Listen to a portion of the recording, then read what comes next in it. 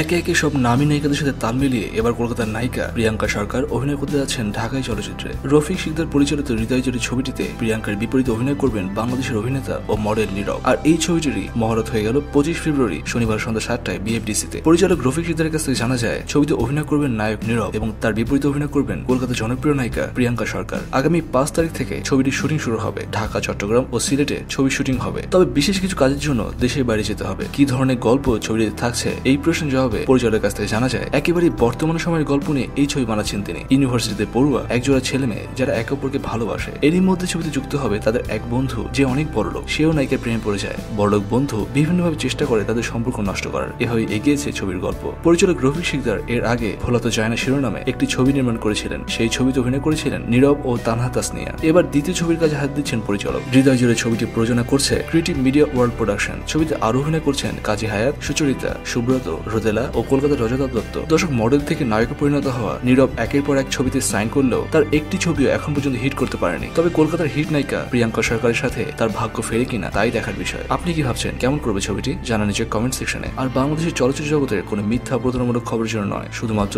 Authentic খবর জানার জন্য সাবস্ক্রাইব করুন খবর টিভিকে।